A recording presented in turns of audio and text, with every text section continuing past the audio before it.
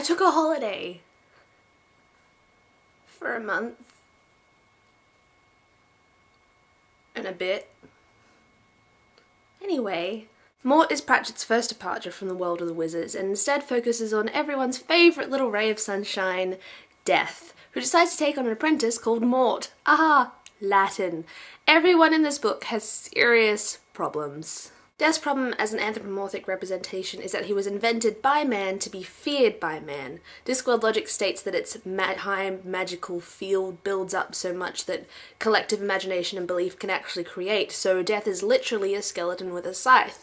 But he's been around people for way too long and all this peopleness is getting to him, hence he gets in his head that he needs an apprentice. Mort's problem is that he's incompetent, and I'm not just being mean, like, that's actually a big part of his character. The first few pages of the book are about how incompetent he is, but he's good at one thing, and that's at being human, with those little compassions and necessary moral code that make him thoroughly inadequate to be Death. He starts off the book a bit stupid in a human kind of way. The one rule is that you can't save anyone from dying, because it will screw up the universe. Got it. Got it. So, hypothetically, if I save this princess I have the hots for, and now there's a hole in reality?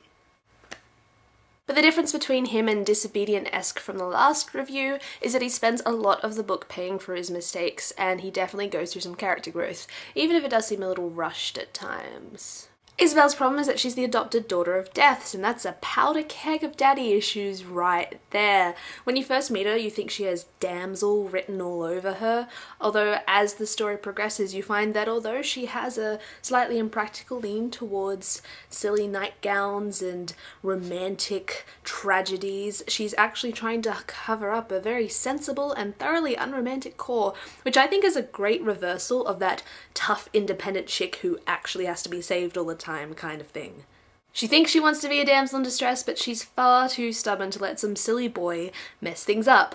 Again, although there is a lot of this, I kind of hate you. I kind of hate you. You're stupid and selfish. You're inconsiderate and spoiled. We're going to end up marrying each other, aren't we? Probably. There's that princess who was unfortunately rescued from the hands of Death, not a proper noun, and had to hire a wizard to remind everyone that she was actually still alive. Those damn wizards get everywhere.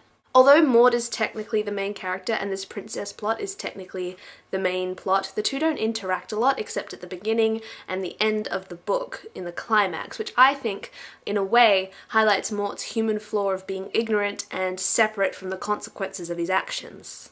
Mort is character-driven and also showcases some great dynamics in relationships, mostly young, semi-romantic relationships. However, romance takes a backseat through a lot of the plot because of that whole hole in reality thing, which is something I really appreciate about the book. I feel like if this were a big blockbuster movie, there would be a lot of longing embraces and making out in high-impact, intense scenes. But in the book, the characters are too busy actually trying to fix things to pay attention to those pesky hormones. Mostly. Hormones are persistent. The only relationship that doesn't really get a look in is between Death and Isabel. All we know is that he adopted her one day, and he seems to give her whatever she wants, which is possibly the only way he knows how to show affection. The two don't really interact a lot, but you're only getting Mort's point of view and he doesn't particularly care about her daddy issues at this point, so it makes sense. A wonderful, darkly hilarious and exciting look at the consequences of humanity, Mort is a good Discworld book to start off with because it's a simple story to follow and you get a good feel for the writing style and characters you're likely to encounter as you read the other books. I would give it a 4 out of 5. Thanks for being patient with me, guys. Hopefully I'll have Sorcery up soon. I did just finish it and I'm sorry. But, hey, humanity, unreliable. Bye, guys. Hormones, man. You can't always get them down.